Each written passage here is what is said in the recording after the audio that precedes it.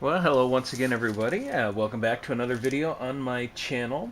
Sorry it's been a little while, but I've been really busy with work, and so I've had a couple acquisitions I've gotten in the last week or so, but have not had the time to really get around to doing a video, unfortunately, and I'm going to try to do just a quick video tonight, as I really won't again have much time during this week.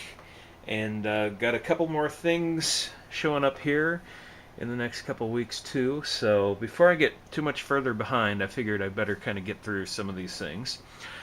First one here is actually the first of 4 boxes. Well, actually 5, but 4 of which were in stock from J-List. The 5th would be a couple back order items. I'm not really sure when those are going to show up, but they did actually ship this one out first, and then that was a couple weeks ago.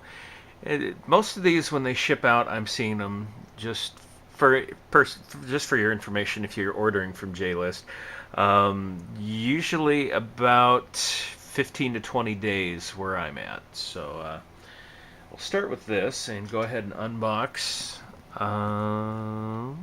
from J-List.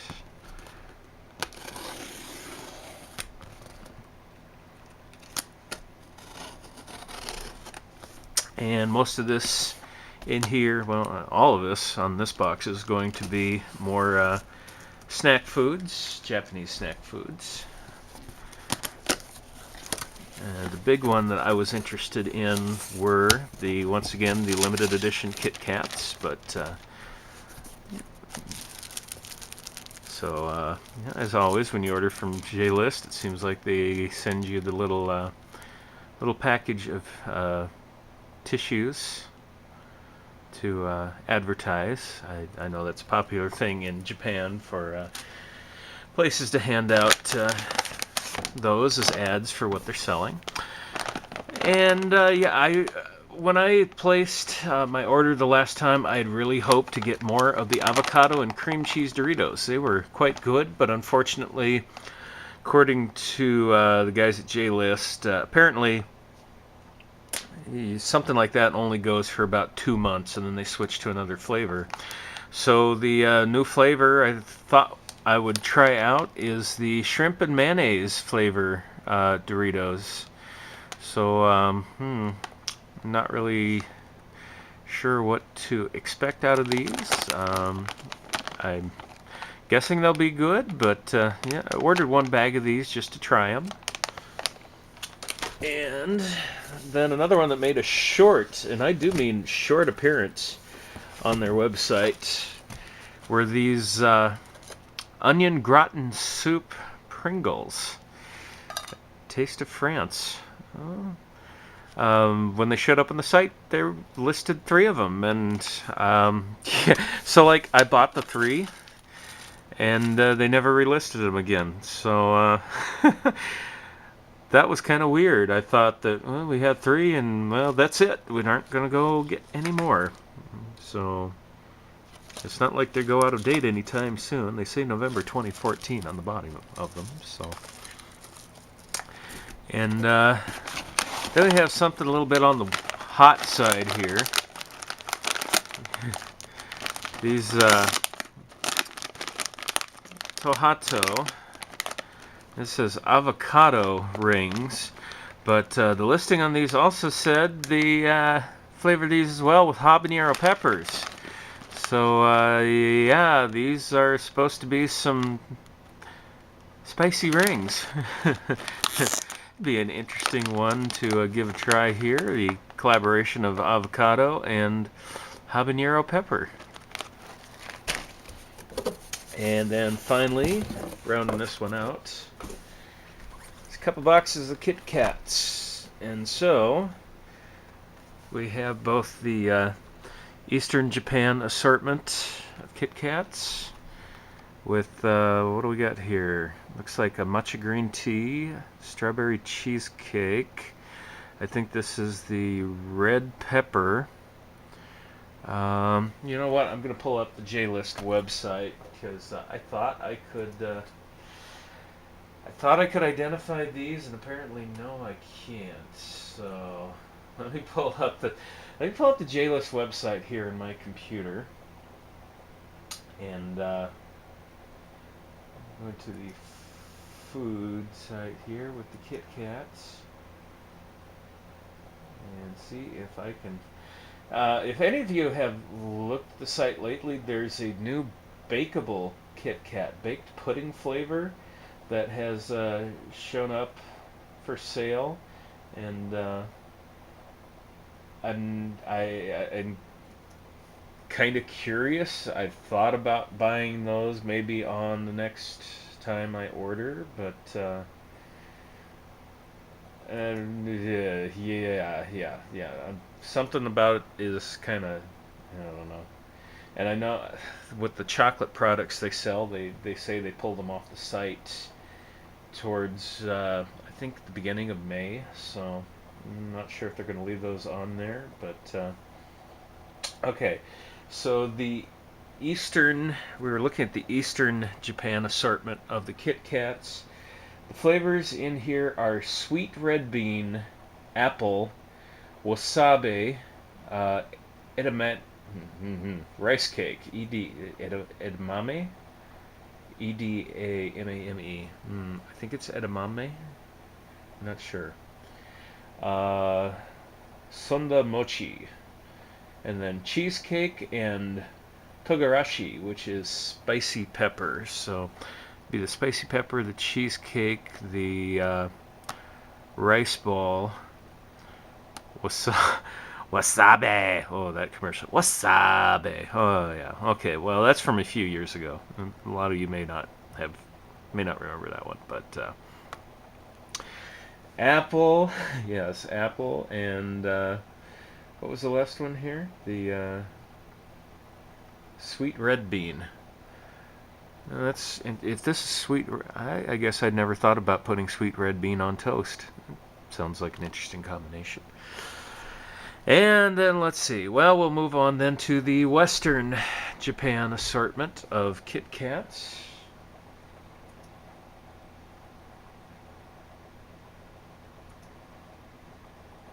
And we have citrus, sweet potato, Kyoto. Let's see, what is this? Hojicha, roasted tea. Another tea flavor. Yatsuhashi, cinnamon. And Kyoto matcha green tea and strawberry. So yeah, another interesting flavor variety there. And the cinnamon, I believe that's this one here. The cinnamon really caught my, well, maybe this is a cinnamon here.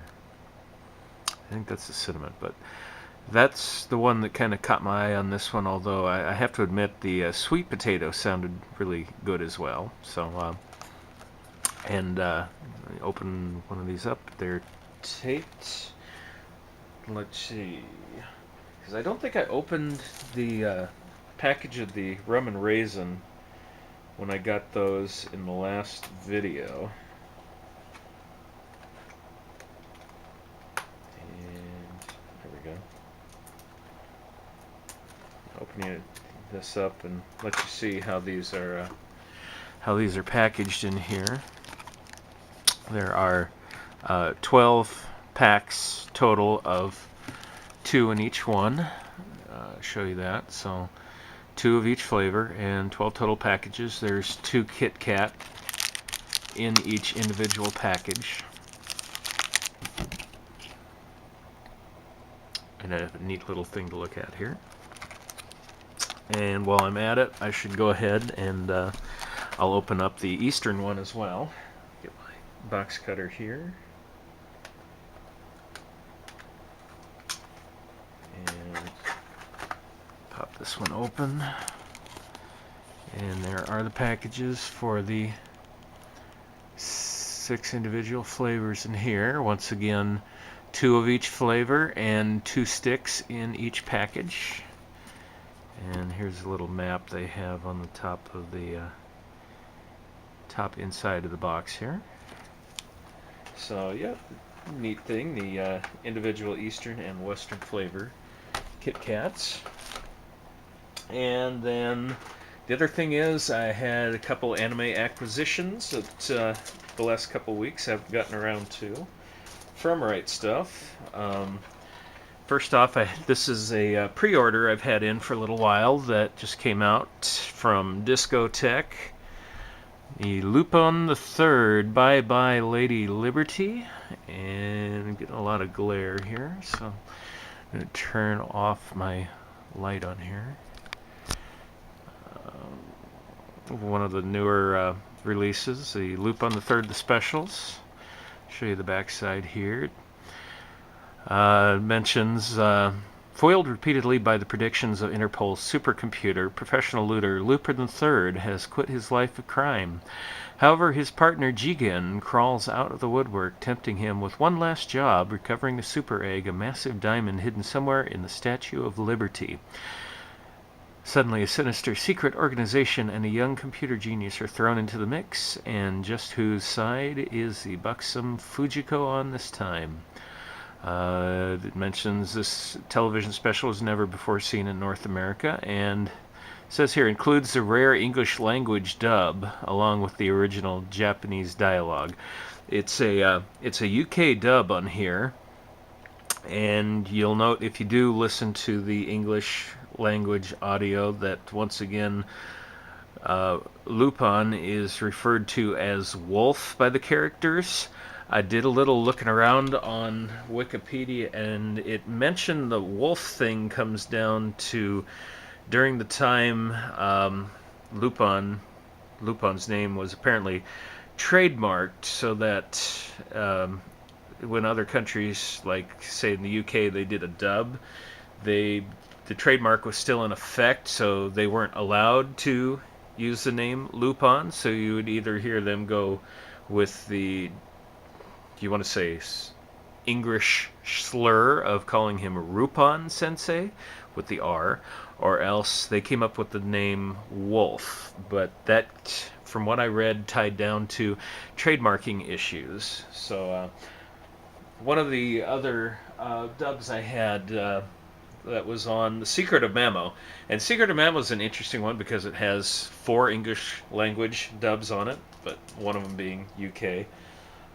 Yeah, so I listened to that and I was like, Wolf, why are they calling Lupin Wolf? I don't understand the meaning behind Wolf. Then another pickup that I got from Right Stuff, cheap, in their daily, I think it's the weekly specials. I got the special edition DVD of Magical Witch Punie-Chan. This admittedly is a blind buy for me. I don't know anything about the series, and just decided after searching through the quote-unquote bin, I guess, virtual bin, just to go ahead and pick this one up, kind of to bring an order up to $50 so I could get free shipping. Mentions here, on the outside, Punie-Chan looks like your average magical girl. She's a cheery princess from another land. She's attending school on Earth for the year, and she has an adorable animal sidekick. But cross her and prepare to pay the price. The sweet young lady becomes a merciless engine of destruction, leaving bodies utterly broken by her signature submission holds in her wake. And while it seems that she has more enemies than friends and that her sidekick Panatan is out to get her, no one can deny that Punie-Chan is an irresistible force. Oh well, so this will be an interesting one to kind of pop in the PlayStation 3 and watch and see what it comes down to. This is another disc that from Media Blasters, Anime Works, whatever you want to call them, that does have both English language and also Japanese audio on there. And let's see, subtracks English and slates for, okay. So, yep. And then also, moving on, this is from Made in Japan, one of the divisions for Sentai Filmworks. Happiness, the complete collection, 13 episodes on 3 DVDs. This is another, well, I don't want to say it's a blind buy because I've watched a couple episodes on Crunchyroll, but I never actually finished the series. I watched, I think, maybe 2. I don't don't really recall. I never, admittedly, again, I've been so busy the last 3 months or so taking on some new responsibilities where I work also that I haven't had a lot of time to focus on anime viewing as I've had, and unfortunately what spare time I have had, I have to admit, I just I haven't been in the mindset that I really wanted to watch a whole bunch of new series. I kind of stuck with the series that I'd known, just a couple select series, like especially Seitokai Yakandomo, the new season, and one of my other favorites that I kind of got to like was the Lately My Sister Has Been Strange, although sorry to be long-winded about this, but I was a little upset about the ending. Now, granted, the ending basically leaves it open for them to go to another season, but yeah, you know, it was just like with most anime series, unfortunately, seems to end a season with a rather lackluster ending. So, I don't know, but overall, with the exception of the last episode, I got to like that series. But yeah, so what do we got here? Yuma and Haruhi are both students at Mizuhasaka Academy. Let me try that again. Mizuhosaka. There we go. Mizuhosaka Academy. But since the classes for magic users and non-magic users are kept completely separate, the odds of them ever getting to know each other are impossibly small. But then a gas explosion on Valentine's Day renders the magic section unusable, leaving the school with no choice but to go co-ed. And as a result, mage-in-training Haruhi and her best friend Anri find themselves transferred into a normal class with Yuma and his best friends. Let's see, Hachisuke and Jun, although now normal, how normal they are is debatable, given that Hachi might be the world's biggest lech and Jun prefers to wear the girls' school uniform rather than one for the guys. And there's something about Yuma as well, something that Haruhi notices almost immediately.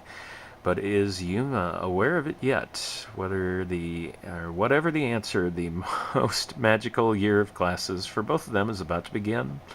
And the most important lessons learned won't be on conjuring or geometry. Gather up your school books, calculators, magic wands, as a boy and a girl discover the real secret to happiness. So, yeah, I get the overall, or the look overall, that this is a, well, just alone coming from the Made in Japan label from Sentai Filmworks.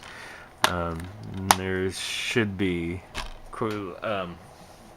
I shouldn't say quite a bit, but there should be a number of ecchi situations to this one.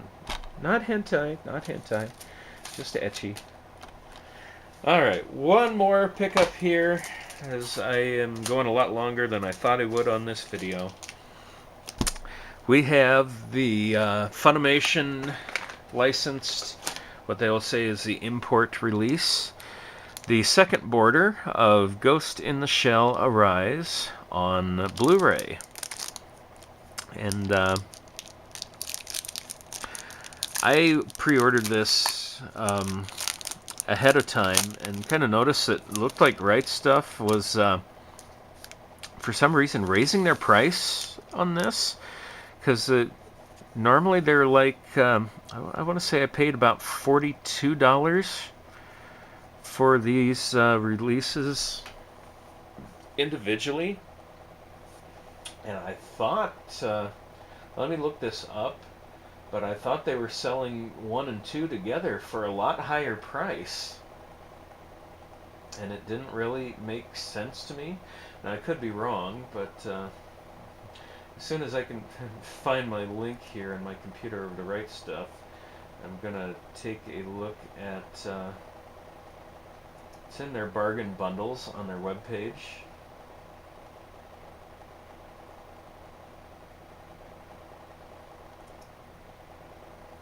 And yeah, so it says here, Ghost in the Shell Arise Blu-ray Japanese Collector Edition Bundles 1 and 2. Your price $104.97. That to me seems a little steep, because I seem to recall you could buy the individual releases much cheaper than that. I'm gonna let me try to pull this up here. Let me see. They're listing, okay, they're listing the individual releases right now at $52.49 each, which, yeah, combine those together, you're looking at $104.98. So I guess $104.97 makes sense in that respect. And I do apologize for being I do apologize a lot, but I don't mean to be long-winded here on the subject, but yeah, you can normally pick these up during a one of their Funimation like 40% off sales and get a much better price. So I don't know, but I'm gonna take a look at this. I've already taken it out of the wrap. Again, neat with the black Blu-ray case on here. And then, kind of cool, I don't know if you noticed or not, but the, it's kind of like with the first one, the slip over on here actually correlates to where, let me try doing this. If you notice that the artwork actually blends in from, let's see if that's going to focus or not. The artwork blends in from the slip cover to the DVD behind it, kind of a seamless monotone to color the characters on the front. And then on the back here we just have the cast and Blu-ray information.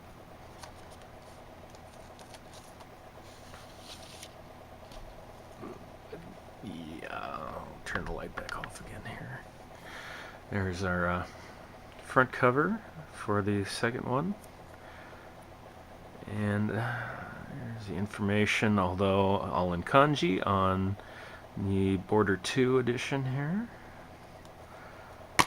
And then, neat, once again, they've put in for this the film cell as a little bonus gift. And let me see if I can get this to, there we go. Don't know how well it's going to pick up on here, but try turning the flash on again.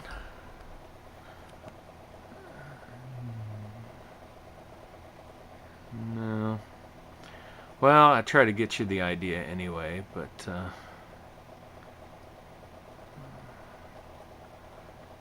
looks like it's a somebody wearing a helmet. And there's a car in the background. That's about all I can pick up off of this. But yeah, so that's neat that they are including with each of these is a film cell with like 5 cells, or film piece of film, 5 cells, however you want to say it. And then this also comes with the little booklet here, kind of like a very, very shrunk down version of the NIS guidebooks. And just going over director's interview, character design.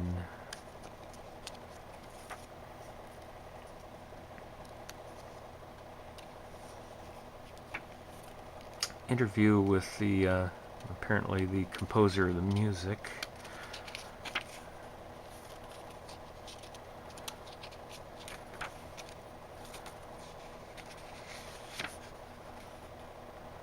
So yeah, interesting little bonus items once again to go with this.